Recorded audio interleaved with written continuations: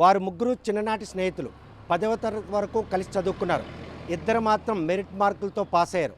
ఒకరు మాత్రం ఫెయిల్ అయ్యారు. వాళ్ళ స్నేహితులు పాస్ అయిన విషయాన్ని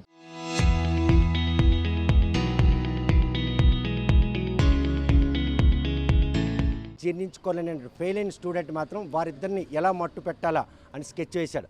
అందులో భాగంగానే బుధవారం తెల్లవారుజామున లీలాకృష్ణ సాయి తిలక్ని బండి మీద వచ్చి మణికంఠ కలెక్ట్ చేసుకొని పెద్ద గనగలపేట తీరానికి సముద్ర స్నానానికి వెళ్దామని రమ్మన్నారు. అక్కడికి వెళ్ళేసరికి సాయి తిలక్ మాత్రం స్నానానికే దిక్క ఆయన కాపాడే ప్రయత్నంలో లీలాకృష్ణ తనతో పాటు జలసమాధి అయ్యారు. ఈ ఘటన ఉదయం బుధవారం 10:30 గంటలే జరిగింది. కాకపోతే ఆయనతో పాటు వెళ్ళినటువంటి ఎవరైతే ఫెయిల్ అయినటువంటి స్టూడెంట్ ఉన్నారో మణికంఠ మాత్రం ఆ విషయాన్ని అక్కడున్న స్థానిక మత్స్యకారులు చెప్పకుండా అక్కడికి 2 గంటల తర్వాత బంధువులకు సమాచారం ఇచ్చారు. ఈ వ్యవహారం అంతా కూడాను ఎవరైతే ఈరోజు తమ కొడుకులను పోగొట్టుకున్నారో తల్లిదండ్రుల్లో అనుమానం తలెత్తింది. ప్రస్తుతం లీలాకృష్ణ కుటుంబ సభ్యులు మనతో ఉన్నారు. అసలు ఏం జరిగింది? లీలాకృష్ణ తను వెళ్ళాడా లేకపోతే ఎవరు వచ్చి లీలాకృష్ణ తీసుకెళ్ళారు? సరే, ఆయన నా కొడుకు పడుకున్నప్పటికి 9:34 నేను ఇంట్లో ఉన్నప్పుడు టైము. నేను వెళ్ళేసి అంటే నా కొడుకు ఫోన్ నేను ఓడుతున్నాను. సరే పడుకున్నాడు కదా అనేసి లేపకుండా కిందకు వచ్చి ఛార్జింగ్ పెట్టేసి నేను 9:45 బయటికి వెళ్ళిపోయాను. నేను రిటర్న్ వచ్చినప్పుడు 12:30 అయింది. అంటే అప్పటికి నా కొడుకు ఏటైనా నాకు తెలియదు, ఎవడు పట్టుకెళ్ళకుండా నాకు తెలియదు. ఇంటికి వచ్చిన టైంలో మా బావగారు ఉన్నారు, నా మరదలు ఉంది, మా మిస్సెస్ ఉంది. బయటికి పిలిచి అంకుల్ గారు అని అంటే ఏటి చెప్పమ్మనంటే లీలాకృష్ణ పైన ఉంటాడు కదా, పైకి వెళ్ళండి అంటే అలా కాదు అంకుల్ గారు, ఈ బీచ్ పేరేటండి పెద్ద గంటలపేట బీచ్కి మేము వెళ్ళామంటే ఆయన మునిగిపోయారని చెప్పాడు. ఎవడవాళ్ళు? నేను పలానా వెళ్ళండి. ఎలాగా ఏటండి అని అడిగాను. ఎప్పుడు మునిగిపోయారండి? 10:15 మునిగిపోయారండి. మరి అప్పుడు కాకుండా ఇక్కడ ఎందుకు చెప్పని అడిగాను. నాకు భయం వేసి నేను అప్పుడు చెప్పలేదు. నేను ఇంటికి వెళ్ళి సమాచారం తీసుకొని మీకు వచ్చి చెప్పని చెప్పాడు. సరే ఎగ్జాక్ట్గా ఎక్కడ మునిగారో చెప్పండి అని చెప్పి ఆయనకి తీసుకెళ్ళాను. నా కుర్రోడికి తీసుకెళ్ళినప్పటికల్లా ఒక చెప్పు అనేది ఒక దగ్గర ఉంది, మా బాబు సెల్ ఒక పక్కన ఉంది. కరెక్ట్గా ఎగ్జాక్ట్ మునిగింది ఎక్కడమ్మా అని చెప్పాను. ఏమేం చెప్పలేదంటే నాకు భయం వేసి నేను చెప్పలేదంటే. మాటల్లో వాస్తవం ఏమైనా ఉంది అసలు మణికంఠ మాటల్లో? నాకు కనబడలేదు సార్. ఎందుకంటే 10:15 మునిగిపోతే 12:30 చెప్పడం అనేది నాకు నమ్మకం లేదు. ఎందుకంటే ఈడే తోసివచ్చు కదా. ఇప్పుడు ఎందుకంటే మెరిట్ స్టూడెంట్ ఇద్దరు పాస్ అయ్యారు, ఈడు ఫెయిల్ అయిపోయాడు. అది మనసులో గజ్జి పెట్టుకుని కూడా చేయొచ్చు కదా. అది నాకు వాస్తవం నాకు తెలియదు. అంటే ఉదయం మీ ఇంటికి మణికంఠ వచ్చే మీ అబ్బాయితో పాటు సాయి తిలక్ని కూడా తీసుకెళ్ళాడు, నిజమేనా? ఫస్ట్ సాయి తిలక్ తీసుకొచ్చాడు. తర్వాత సాయి తిలక్ తీసుకొచ్చిన తర్వాత ఇక్కడ నూడిల్స్ షాపు కొడుకు ఒకటి ఉంటాడు. అక్కడికి వెళ్ళిన తర్వాత నానేమో నా కొడుకు ఇప్పుడు పడుకున్నాడు, దొబ్బిమని చెప్పాడు, అంటే వెళ్ళిపోమని చెప్పాడు. తర్వాత ఇంకొక కుర్రోడి పేరు ఏమిటంటే మధు వాళ్ళు కాదు, ఇప్పుడు సాహిత్యలు కాదు, ఇంకో కుర్రోడు ఉన్నాడు కదా మధుగుడు కాకుండా వాళ్ళ తమ్ముడు నల్లగుంటాడు పొడుగుంటాడు కదా, పార్దు అని కుర్రోడికి ఫోన్ చేసి మేము బీచ్కి వెళ్తాను వస్తామంటే నాకు నిద్ర వస్తుంది నేను రానని చెప్తే నా కొడుకు తీసుకుని అలా ఇద్దరు మొత్తం ముగ్గురు వెళ్ళిపోయారు. అందులో వాస్తవం చెప్పాలంటే ఫుల్ నిద్రలో నా కొడుకున్నాడు. వీడు మొట్టు పెట్టాడని నేను చెప్పగలను వాస్తవానికి. ఎందుకంటే ఈరోజు ఆడు లేడు, విజయనగరం వెళ్ళిపోయాడు, జాగ్రత్తగా వెళ్ళిపోయాడు. వీడు ఫెయిల్ అయ్యారని చెప్పి ఎవరు ఏడు చెప్పారని మనకు తెలియదు. వీళ్ళు మెరిట్ స్టూడెంట్ కాబట్టి ఆ బాధాకరం జీర్ణించుకోలేపడని నేను అనుకుంటాను. అంటే అక్కడ ములుగుతున్నారన్న విషయాన్ని తెలిసి అక్కడ స్థానికులకి ఎవరు చెప్పినా కూడా మీ పిల్లలు బతుకునేందుకు అవకాశం. అక్కడ ములుగుతుంటే ఇంక స్థానికులు చెప్పుంటే ఆ పక్కనే 70 మంది అక్కడ సర్వీతరులు గట్రా ఉన్నాయి కదా, అక్కడ పనిచేస్తున్నారు. అప్పటికి 70 మంది 100 మంది పైన ఉంటారు, ఎవరు చెప్పలేదు. 10:15 మునిగిపోతే 12:30 వచ్చి నాకు చెప్పడం అనేది మనసులో గజ్జి అని నేను అనుకుంటాను, వాస్తవం గజ్జి అనుకుంటాను.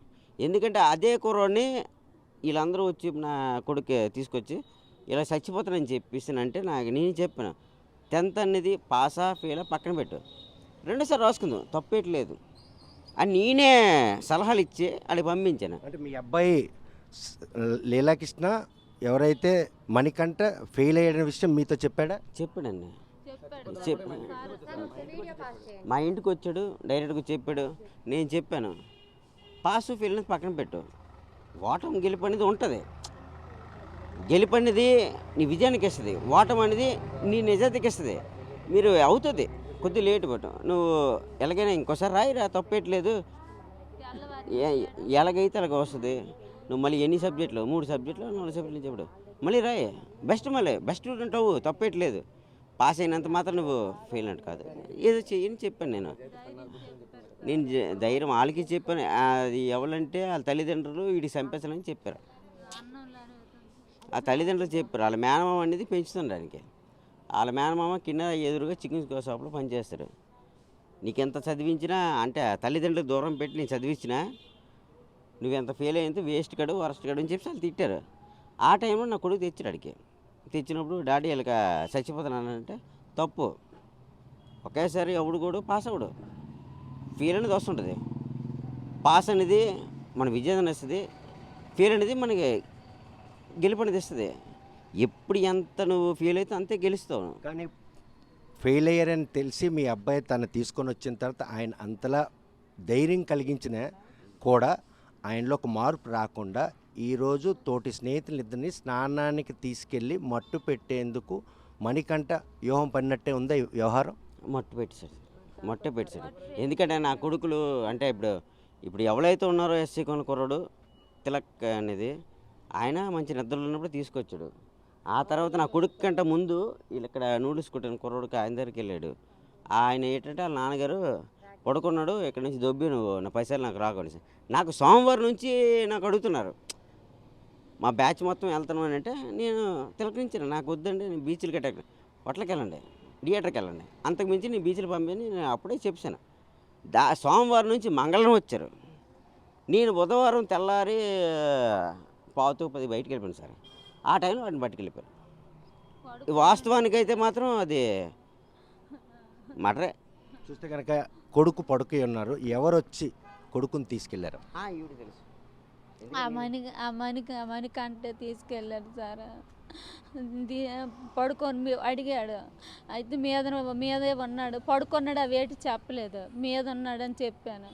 వెళ్ళాడు, మా బాబు కిందకి దిగాడు. అమ్మ సెల్ కావాలి, డాడీకి అవసరం లేదా ఏంటంటే నీకోసమే ఉంచేసాడు సెల్ అన్నాను. ఆ సెల్ పట్టుకొని వెళ్ళాడు. అయితే నువ్వు ఎట్టి వెళ్ళావు అనేది మీ డాడీకి చెప్పాలి కదరా, నాకు వచ్చాక అడుగుతాడు కదా అన్నాను నేను. అయితే అమ్మ నేను సెల్ షాప్కి వెళ్తాను అని అంటే, మరి నీకు ఛార్జీకి డబ్బులు ఉండాలి కదా అని నేను ఒక 20 రూపాయలు ఇచ్చాను సార్. అయితే వెళ్ళి అట్నుంచి వస్తాను, తింటాను, ఏదో ఒకటి వండి అమ్మ అన్నారు. అదేమో అట అన్నాడు సార్.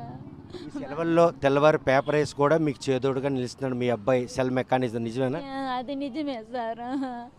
చాలా బాగా చేస్తాడు మెకానిక్, నాకు సాయం చేస్తాడు. అమ్మ నీకు 200 కావాలా, నీకు 300 కావాలా, డాడీకి ఇబ్బంది పెట్టకుండా నేను చూసుకుంటాను అని చెప్పాడు సార్. నాకు డబ్బులు ఇస్తూ ఉండేవాడు. నా చెయ్యి అందుకు వచ్చిన పిల్లడు వెళ్ళిపోయాడు సార్. ఆ అబ్బాయికి ఏటి రోగం సార్, ఆ పిల్లడిని లేపి పట్టుకెళ్ళనంత అవసరం ఎందుకు సార్? ఇది అంతవరకు న్యాయం మీరేనా చెప్పండి సార్. ఆ తల్లి కన్నీరు మున్నీరు అవుతుంది. నిద్రలో ఉన్న కొడుకును మాత్రం వ్యూహాత్మకంగా మణికంఠ పడుకున్న తన కొడుకును తీసుకెళ్ళి ఇలా జలసమాధి చేశాడని ఆమె చేస్తున్న ఆరోపణ వెనుక లోతుగా దర్యాప్తు చేస్తే తప్ప అసలు విషయాలు బయటికి రావు. ఎవరైతే లీలాకృష్ణ ఉన్నారో ఆయనకి సంబంధించినటువంటి బంధువులు కూడా ఉన్నారు. చూస్తే కనుక ఒక 10వ తరగతి అందరూ కలిసి చదువుకున్నారు. ఫెయిల్ అయ్యాడు. ఫెయిల్ అయిన తర్వాత ఫెయిల్ అయ్యావు, నీ తల్లిదండ్రులు నిన్ను ఏమైనా ఇచ్చేసినా కూడా ధైర్యం చెప్పిన తర్వాత ఆయన చేసినట్టు ఈ ఆకృతి ఏమన్నారు సార్? యాక్చువల్లీ చిన్నోడు చాలా మంచి అబ్బాయి, ఎందుకంటే మోటివేటెడ్గా కూడా ఉంటాడు.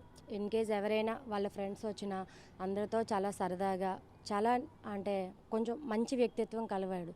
ఆ అబ్బాయికి ఏంటంటే పడుకున్న సమయంలో యాక్చువల్లీ వేసవి సెలవులు అంటే అందరూ ఆటోమేటిక్గా 9, 8 పిల్లలు లెగిసే టైము. సో ఆ టైంలో ఈ అబ్బాయి వెళ్ళి యాక్చువల్లీ బావగారి కిందే ఉండేటప్పుడు చెప్పారు, మా అబ్బాయిని లేపొద్దు, నువ్వు మీదకు కూడా వెళ్ళొద్దు, వాడు పడుకొని అని చెప్పారు. బట్ ఆ అబ్బాయి బావగారు లేని టైం చూసి మరలా మీదకి వెళ్ళి పడుకున్న వాడికి నిద్ర కళ్ళతో లేపి తీసుకెళ్లాల్సిన అవసరం లేదు. అప్పటికే ఈ ఎవరైతే సాయి తిలక్ కూడా వచ్చారా, లీలాకృష్ణ పడుకోలేక ముందు వాళ్ళిద్దరు కలిసి వచ్చారా, ఒక్కడే వచ్చాడు? అది మేము చూడలేదు సార్. ఒకవేళ చూసి ఉంటే ఇన్సిడెంట్ జరగకపోయిండే.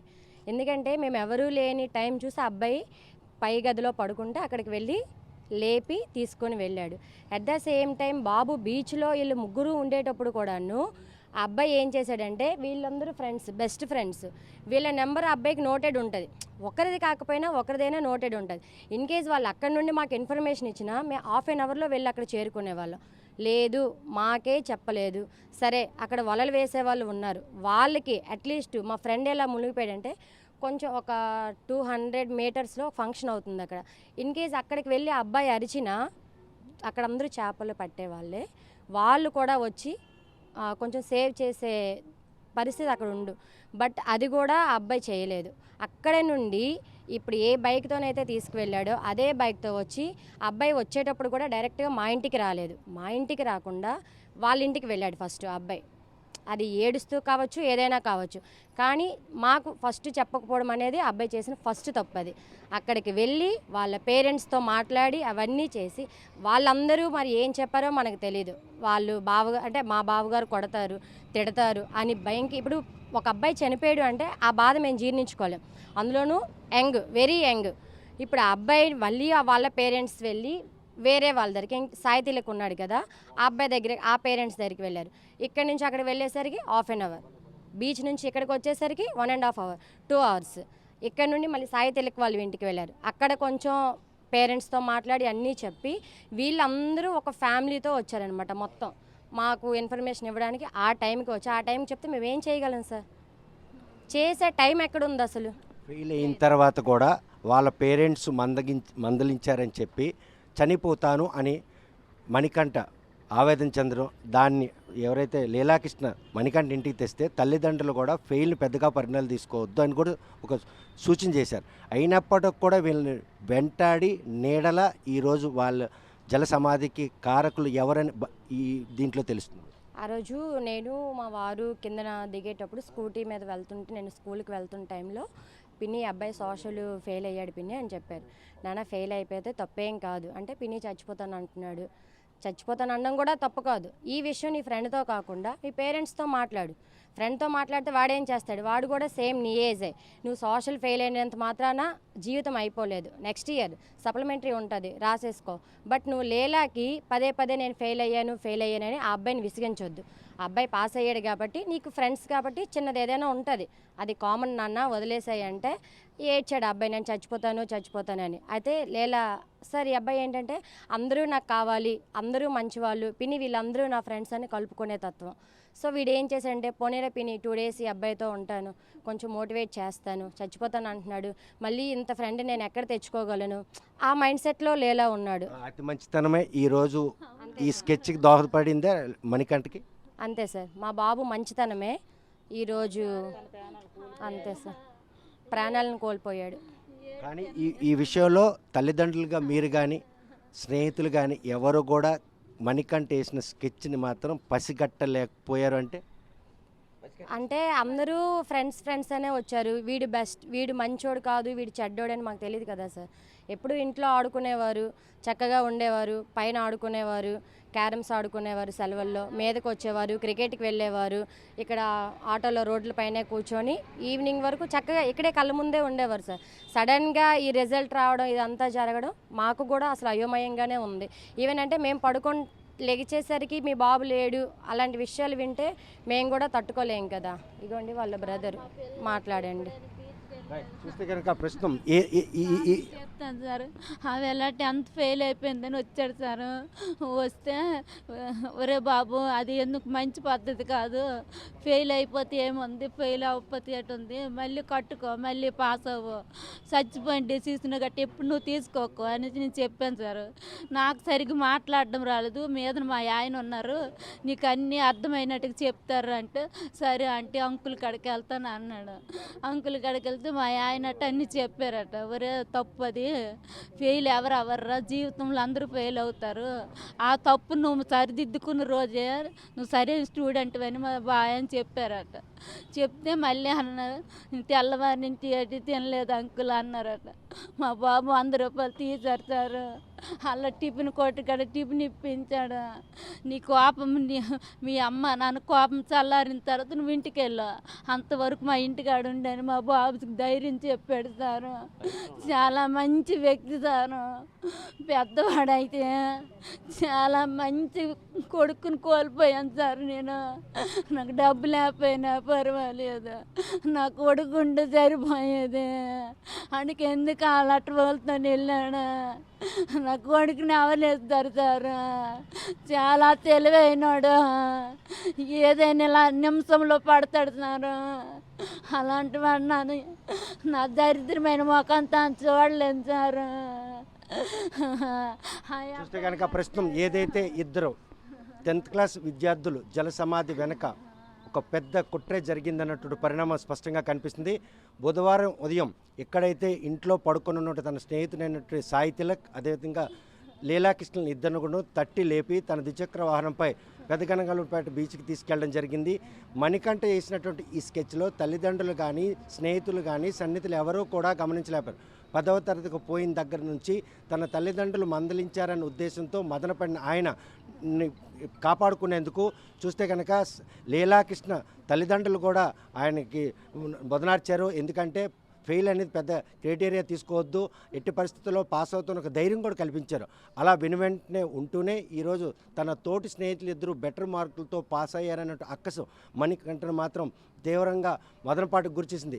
ఈ విషయంలో వారిద్దరితో పాటు పార్దు అనే తోటి విద్యార్థిని కూడా తీసేకెళ్లే ప్రయత్నం చేసినా అక్కడ తల్లిదండ్రులు మాత్రం మణికంఠ వెనక పార్దుని మాత్రం పంపించలేదు. కాకపోతే లీలాకృష్ణ అదేవిధంగా సాయి తిలక్ ఇద్దరిని కూడాను ఆయన మట్టు పెట్టేందుకు చేసిన ప్రయత్నంలో ఇటువంటి వారు జలసమాధికి కారణమని తల్లిదండ్రులు ఆరోపిస్తున్నారు.